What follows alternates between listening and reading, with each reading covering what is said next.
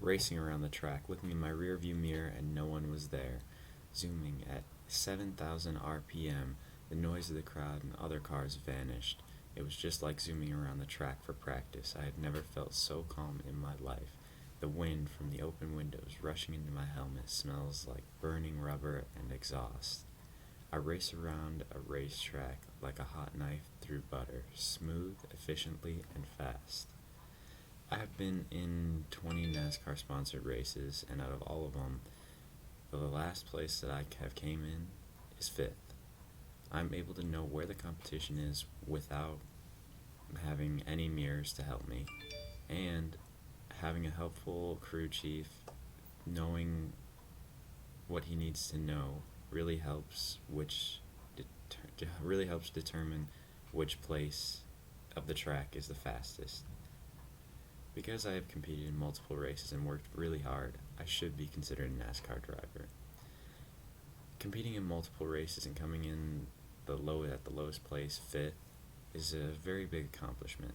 I happened to do this because I had hand built the car. I had to take all the parts out of the car, like the extra seats, all the extra seat belts, all the windows, the windshield, and I also had to weld the doors shut.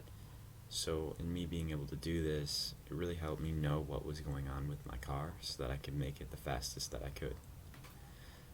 And also, every Tuesday and Thursday before I would have a race, I would go to the track and they would open it up for us, and we could go around there and do a bunch of our practice laps so that we could practice for the upcoming races over the weekend.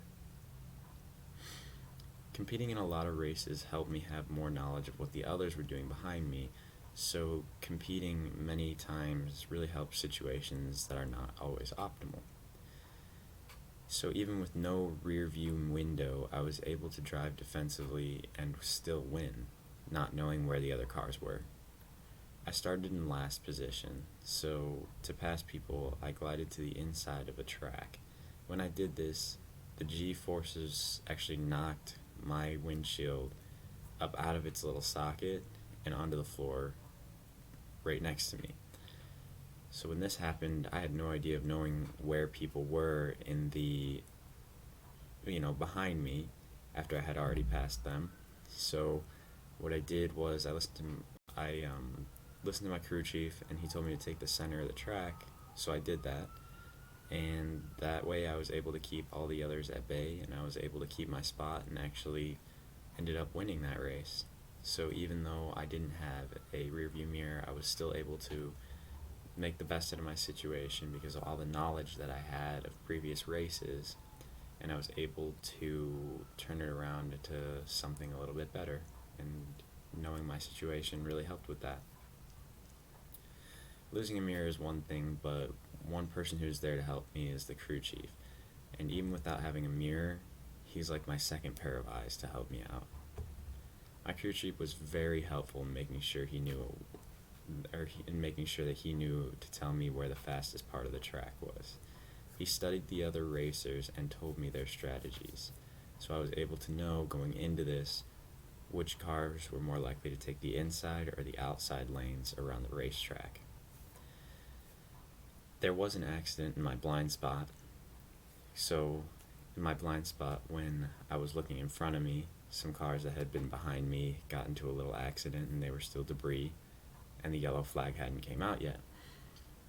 So my crew chief told me in my ear to stay high on the track because the other cars were on the inside of the track. So in him telling me that, I was able to avoid it and then get the caution flag and then get everything reset, and both the guys made it out fine, but I was able to avoid that and keep my car running and stay in the race.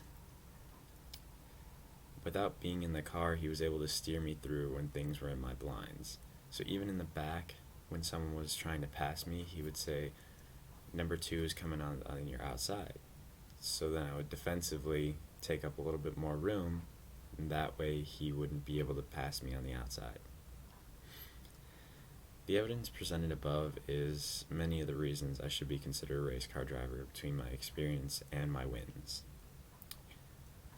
Again, I have competed in multiple races and placed in, like, out of the lowest, like, the lowest place I've ever placed is fifth. My knowledge of racing has improved so much that I no longer really need a rear view mirror. And my crew chief and I are on the same brainwave, and he's really essential to have a good race. NASCAR should make me an official driver because I can race around a track like a hot knife through butter.